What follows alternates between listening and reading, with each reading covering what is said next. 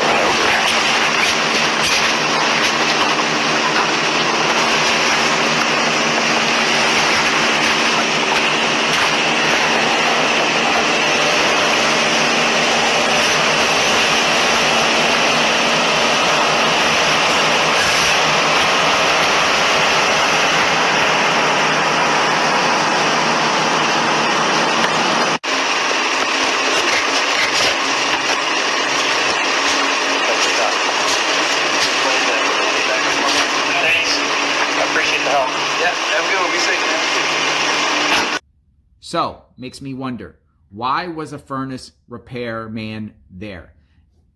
Was he there for part of the investigation? I say this because the home, as you saw, crime scene tape around the home, to me it feels like it's still a crime scene.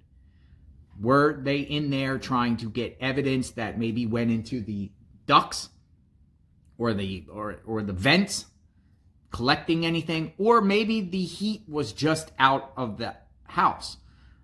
But you would think that if it is a crime scene, they wouldn't let anyone inside the crime scene under any circumstances. Outside people besides law enforcement, first responders, or anything to do with investigations within the crime scene, not outside people coming into the crime scene to do something. Do you understand what I mean? So what were they there for? What was the furnace technician there for?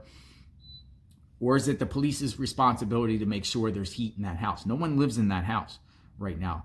And hearing that authorities are going to relinquish, give that house back to the owner very, very soon, clear the crime scene. Don't know when that's going to be. Are they just making sure that there's heat on in the house? It is cold out there. It's cold out there in Moscow. You see it's snowing and sleeting, and temperature is in the freezing area.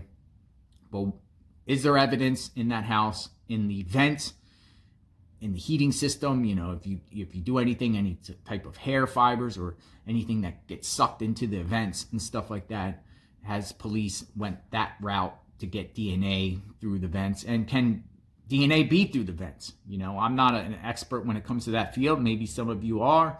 I'm just sharing that a technician was at that home. So subscribe to my channel, like, hit the notification button. I am covering this case. What happened in Moscow, Idaho? Praying for the community, praying for the victim's family. Hopefully police get answers soon. Subscribe, and I will share more videos later. Everyone be safe. God bless.